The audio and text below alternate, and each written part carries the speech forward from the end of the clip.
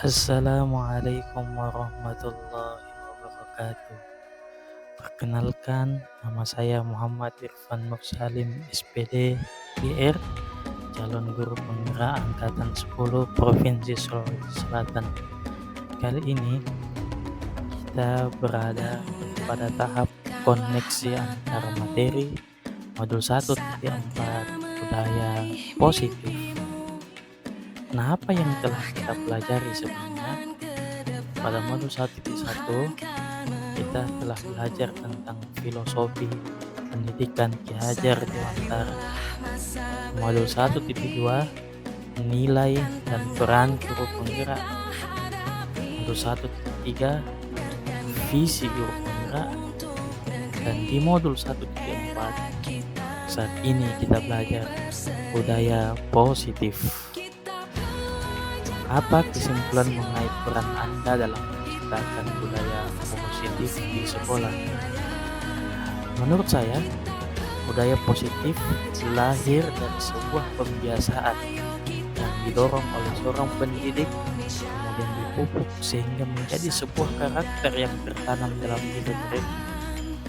Oleh karena itu, seorang pendidik wajib memahami komponen inti dari budaya positif, di mana komponen inti budaya positif yang pertama disiplin positif, motivasi perilaku manusia yang terdiri dari hukuman dan penghargaan, posisi kontrol seorang guru, keyakinan kelas, dan penerapan segitiga restitusi.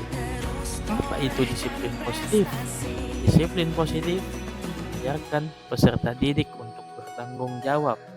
Disiplin positif mengembangkan kesadaran diri berdasarkan nilai-nilai kebajikan, dan disiplin positif muncul karena motivasi internal dalam diri peserta didik yang memahami makna dari tindakannya, bukan karena paksaan ataupun pujian. Motivasi perilaku manusia sebenarnya ada 3. Yang pertama, karena ingin menghindari ketidaknyamanan atau hukuman. Yang kedua, mereka melakukan itu karena ingin mendapatkan imbalan atau penghargaan dari orang lain. Dan yang ketiga, mereka melakukan itu karena menghargai diri sendiri dengan menjadi diri sendiri sesuai dengan nilai-nilai yang mereka percayai. Nah, untuk yang nomor 1 dan nomor 2 ini, itu hanyalah motivasi eksternal, yang dimana kebaikan hadir karena terpengaruh dengan sesuatu atau perintah seseorang, belum memaknai hakikat dari melaksanakan kebaikan. Sedangkan kalau dia melakukan karena dorongan dari dalam dirinya sendiri, itulah motivasi internal. Bagaimana cara menanamkannya? Salah satunya adalah melatih agar tertanam dalam jiwa peserta didik mengenai hakikat sebuah perilaku baik. Melatihnya dengan meminimalisir pemberian hukuman ataupun reward penghargaan. Nah, pada posisi kontrol seorang guru itu terdiri atas 5. Yang pertama, penghukum, membuat merasa bersalah, sebagai pemantau, dan manajer. Nah, pada posisi kontrol yang sangat direkomendasikan adalah posisi kontrol sebagai manajer. Sebagai manajer akan memberikan ruang kepada peserta didik untuk mempertanggungjawabkan tindakan yang dilakukan dan menemukan solusi sendiri terhadap masalah mereka. Pendidik hanya menuntun dengan segitiga restitusi. Maka penting juga kita buat keyakinan kelas. Di keyakinan kelas, guru mendorong siswa membuat keyakinan kelas dengan hadirnya kesepakatan kelas. Keyakinan kelas dibuat berupa pernyataan universal yang mudah dipahami dan bersifat wajib untuk dilaksanakan. Nah, bagaimana kalau jika ada yang melanggar? Maka guru harus melakukan segitiga restitusi dengan tahapan yang pertama, menstabilkan identitas, kedua validasi tindakan yang salah, dan yang ketiga adalah menanyakan keyakinan. Nah, penerapan segitiga restitusi outputnya akan menghasilkan peserta didik yang mandiri dan bertanggung jawab. Adapun keterkaitan materi antara modul 1.1 hingga modul 1.4 budaya positif adalah budaya positif lahir dari nilai dan peran guru penggerak yang termaksimalkan di sekolah. Hal tersebut dimulai dengan mengusung visi guru penggerak yang dapat mendorong tumbuhnya budaya positif di sekolah.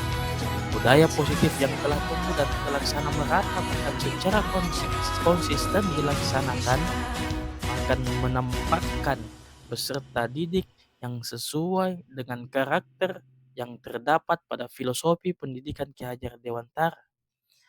Peserta didik akan tumbuh sesuai dengan kodratnya. Peserta didik akan menampilkan karakter profil pelajar Pancasila. Nah, refleksi untuk kegiatan budaya positif. Pertanyaan pertama, sejauh mana pemahaman Anda tentang konsep-konsep inti yang telah Anda pelajari di modul ini? Adakah hal menarik untuk Anda dan di luar dugaan? Nah, saya memahami bahwa untuk menghasilkan budaya positif, maka kita harus mendalami komponen intinya yang terdiri atas disiplin positif, teori kontrol, teori motivasi, hukuman dan penghargaan, posisi kontrol guru, kebutuhan dasar manusia, keyakinan kelas, segitiga restitusi, kemudian menyebarluaskan dan memaksimalkan penerapannya di sekolah. Hal yang menarik adalah penerapan keyakinan kelas lebih memiliki power yang lebih dibandingkan hukuman. Hal ini terjadi karena adanya kesadaran pada peserta didik dalam menjalankan kesepakatan yang telah dibuat secara sadar melaksanakan konsekuensi yang telah disetujui. Selain itu, segitiga restitusi memberi rasa keadilan bagi peserta didik mendapatkan ruang dalam mengungkapkan alasan terhadap pelanggaran yang mereka buat. Pertanyaan selanjutnya, perubahan apa yang terjadi pada cara berpikir Anda dalam menciptakan budaya positif di kelas maupun sekolah Anda setelah mempelajari modul ini? Saya menyadari bahwa selama ini saya lebih banyak memposisikan diri sebagai penghukum. Begitu ada kesalahan, langsung saya cambuk atau saya marahi. Dan teman dalam menyelesaikan peserta didik. Terkadang juga saya menjadikan siswa itu sebagai teman, cerita, ngobrol apa segala macam. Namun pada saat saya menerapkan segitiga restitusi secara maksimal di kelas, saya terkadang menerapkan aturan yang belum terbit kesepakatannya di kelas. Seharusnya saya memposisikan diri sebagai pengajar dan melatih diri dari sekarang menjadi seorang pengajar dalam menyelesaikan masalah peserta didik. Selanjutnya, pengalaman seperti apa Anda terkait penerapan konsep-konsep inti dalam modul budaya positif baik di lingkungan kelas maupun di sekolah Anda? Nah, saya sering menemukan hal yang tidak terduga, misalnya saat menggali informasi mengenai anak yang sudah menerapkan beberapa aspek mengenai disiplin positif. Saat ditanya alasan utamanya apa, dia menjawab, karena ada teman yang saya suka, Pak. Jadi saya berubah jadi baik. Nah, ini merupakan motivasi eksternal. Ternyata kebaikan yang dia lakukan bukan berasal dari dirinya sendiri. Nah, tentunya ini menjadi sebuah dorongan bagi saya untuk menerapkan motivasi internal kepada anak-anak yang mungkin terlihat sudah melaksanakan disiplin positif untuk mengetahui alasan utama mengapa dia melakukan disiplin positif. Bagaimana perasaan Anda ketika mengalami hal-hal tersebut? Saya menyadari akan pentingnya komponen inti budaya positif itu hadir dalam ruang kelas, sehingga mampu menguatkan karakter positif seperti mandiri dan bertanggung jawab. Saya juga kagum dengan peserta didik yang mau jujur dalam mengungkapkan kekerasan dan bersedia untuk bertukar pendapat. Menurut Anda terkait pengalaman dalam penerapan konsep-konsep tersebut, hal apa saja yang sudah baik? Adakah yang perlu diperbaiki? Nah, menurut saya proses penerapan segitiga restitusi patut patut dicoba pada suasana yang formal, seperti lapangan terbuka saat peserta didik asyik main game atau lagi main. Peserta didik akan lebih mudah dan alami mengungkapkan alasan dari tindakannya. Yang perlu diperbaiki adalah pola komunikasi dalam peran sebagai pengajar. Perlu ditingkatkan aplikasi agar lebih maksimal dalam penerapan segitiga restitusi.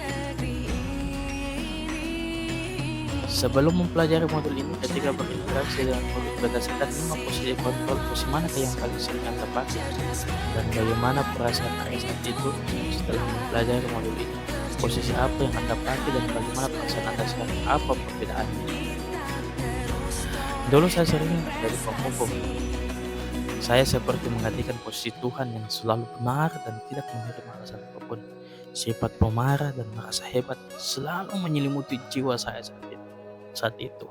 Saat ini, setelah mencoba memposisikan diri sebagai manajer, peserta didik lebih paham akan kegiatan kelas dan manfaatnya.